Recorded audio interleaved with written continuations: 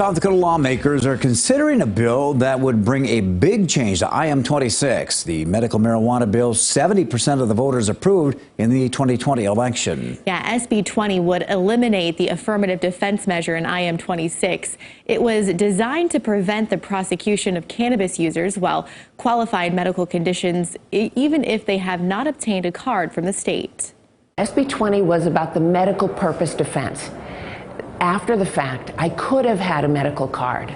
Now that the state has started issuing medical marijuana cards, SB20 sponsor Senator Helene Duhamel is working to eliminate the statute in IM-26 that provides people with qualifying medical conditions legal protection from prosecution. If you don't need the medical card, don't need to see the doctor, don't need to go through the process, why get a medical card in the first place?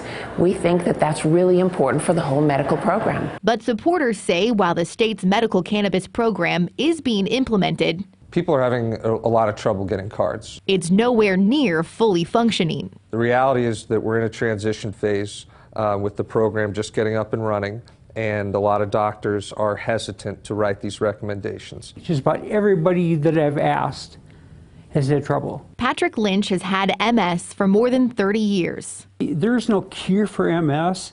It's how to deal with the symptoms that go along with MS. Years ago, his doctor put him on Valium to help manage his debilitating muscle spasms. It worked, made me a pile of mud. I can function. Eventually, he met another MS patient who recommended trying medical cannabis instead. And I thought, well, you know, that's illegal. And he says, well, it works. I tried it, and it works. Lynch fought for years to help legalize his preferred medical treatment in South Dakota. It alleviates a lot of the people's fear about getting arrested because they know that they have their card, they're legal. But now that the legal process is finally here, Lynch is struggling to get a card. It's all about getting the doctor to sign off on it. And the problem is that the doctors don't want to. If a patient has the choice between getting a recommendation from their doctor and getting a medical card and being able to go to a licensed, regulated medical dispensary knowing that what they're purchasing is tested and safe, they're going to do that because they won't get arrested. Matthew Schweik with South Dakotans for Better Marijuana Laws says until the state's program is fully operational and access to cards is easier for patients, the affirmative defense clause is critical to protecting patients and the will of the voters. Clearly, voters do not want people like Pat facing convictions.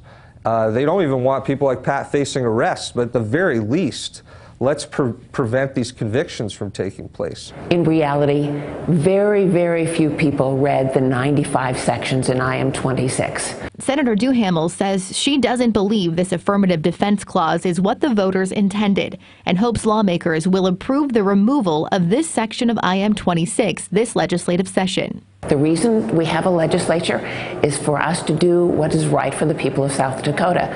This was an industry bill written by the industry for the industry, and we serve as legislators to do what we think is best for the state of South Dakota. SB20 was passed by the Senate 25-10. It's scheduled for a hearing in the House Judiciary Committee tomorrow.